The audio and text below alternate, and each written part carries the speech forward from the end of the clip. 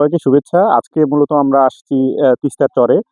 তিস্তার চরে যে চরের কৃষিটা আছে, সেই চরের কৃষি নিয়ে আমরা মূলত আলোচনা করব এবং চরের কৃষি সম্পর্কে জানবো এবং আপনাদেরকেও জানাবো। আমরা এখন কথা বলবো তিস্তার চরের একজন কৃষক।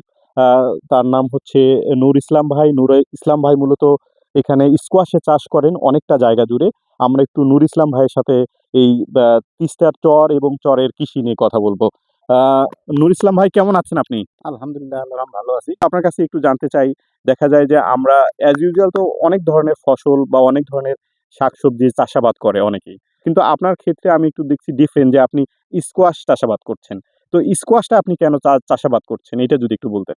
এই ফসলটা খুবই একটা লাভবান ফসল, খরচ সীমিত কিন্তু লাভ অনেক বেশি।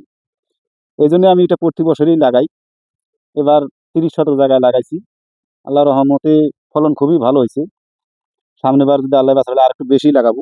আচ্ছা, বাজারে এখন এই স্কোয়াশটা মানে কত কেজি দরে বিক্রি হয়? এটা 30 টাকা পিস হিসাবে বিক্রি করতেছি বর্তমান। চাহিদা কেমন? চাহিদা আছে মোটামুটি, আচ্ছা ভালো চাহিদা, নতুন জিনিস না।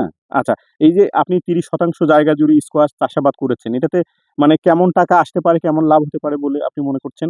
এটা যদি খরচ হয় আপনার বিঘায় 30 শতক জায়গায় যদি খরচ হয় 20,000 টাকা, অন্তত 60 থেকে 70,000 টাকা আপনি স্কোয়াশ বিক্রি করতে বিক্রি পারবেন। করতে পারবো। হ্যাঁ, তার মানে আপনার খরচের প্রায় দ্বিগুণ পরিমাণে, দ্বিগুণেরও বেশি দ্বিগুণেরও বেশি লাভ বেশি আপনি লাভ করতে পারবেন।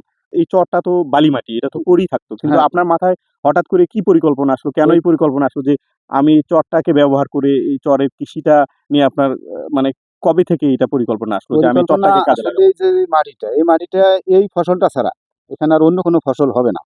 দেখেন না, এই যে একদম বালু, এখানে কিচ্ছু নাই, শুধু আচ্ছা। বালু। এই বালুর মধ্যে আল্লাহ দিলে এই ফসল হয়। এটা ভালো জমিনে কম হবে, এটাই এই মাটির জন্য এটা মানে এটা পারফেক্ট। মানে বালি মাটির জন্য এই স্কোয়াশটা পারফেক্ট। পারফেক্ট, হ্যাঁ। আচ্ছা, জি, আচ্ছা, আচ্ছা।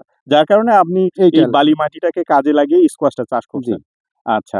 আচ্ছা, স্কোয়াশের পাশাপাশি আপনি এখানে আর কি চাষাবাদ করছেন? এখানে অনেক কিছুই লাগাইছি। এই যে দেখেন সামনে এই যে গম, এই গম লাগাইছি, ওই যে পেঁয়াজ লাগাইছি, এদিকে আলু লাগাইছি, মিষ্টি কুমড়া লাগাইছি, বাদাম লাগাইছি। এখানে আমার মোটামুটি বিঘা 10 জায়গা আলাদা আছে। মানে আপনি চরের প্রায় ১০ বিঘার মতো জায়গা জুড়ে বিভিন্ন ধরনের শাক, এখানে শাক সবজি, সবজি, ফসল হ্যাঁ, চাষাবাদ করছেন। যেমন আপনি স্কোয়াশ, মিষ্টি মিষ্টি কুমড়া, আলু, মিষ্টি আলু, মিষ্টি কুমড়া, হ্যাঁ, তারপরে বাদাম লাগিয়েছেন, আলু গম লাগাইছি, লাগিয়েছেন, আলু লাগিয়েছেন, পেঁয়াজ লাগাইছি, পেঁয়াজ লাগিয়েছেন, সরিষা, হ্যাঁ, আরো তো অনেক কিছু দেখতে আরো পাচ্ছি। অনেক। মানে ১০ বিঘা জায়গা জুড়ে। আচ্ছা, হুম, এই জায়গাটা কি আপনার নিজের নাকি এটা লিজ নেয়া এটা লেগেছে? লিস নেওয়া লাগছে। আচ্ছা, আচ্ছা। লিজ নিতে গেলে কেমন টাকা পয়সা লাগে?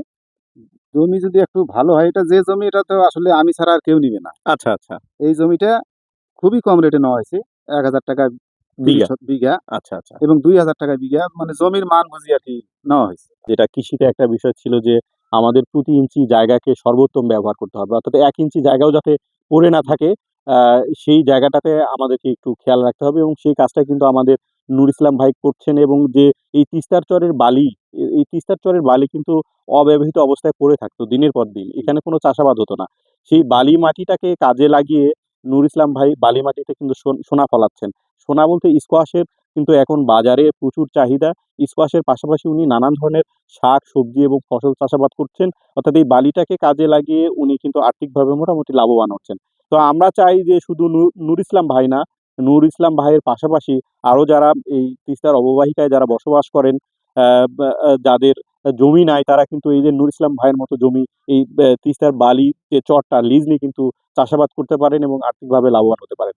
তো সেটা তো একটা বিষয় গেল। আরেকটা বিষয় হচ্ছে যে আমাদের মনে হয় যে আমাদের যে কৃষি সম্প্রসারণ অধিদপ্তর আছে, সরকারেরও মনে হয় এই তিস্তার চর কিংবা চরের যে কৃষিটার প্রতি একটু নজর দেওয়া উচিত এবং কৃষি প্রযুক্তি সম্প্রসারণের ক্ষেত্রে আমাদের যারা তিস্তার অববাহিকায় যারা বসবাস করেন, যারা তিস্তার চরটাকে কাজে লাগিয়ে চাষাবাদ করছেন, তাদের সাথে যোগাযোগ রেখে যাতে তিস্তার চরটাকে আরো কিভাবে পারফেক্টলি ইউটিলাইজ করা যায়, সেই জায়গা থেকে আমাদের মনে হয় উচিত সরকারের এবং বেসরকারি যারা সংস্থাগুলো আছে তাদের উচিত এই তিস্তার চরটাকে মানে পারফেক্টলি ব্যবহার করে আমাদের কৃষিটাকে আরো সমৃদ্ধ করা, আমার দেশটাকে সমৃদ্ধ করা।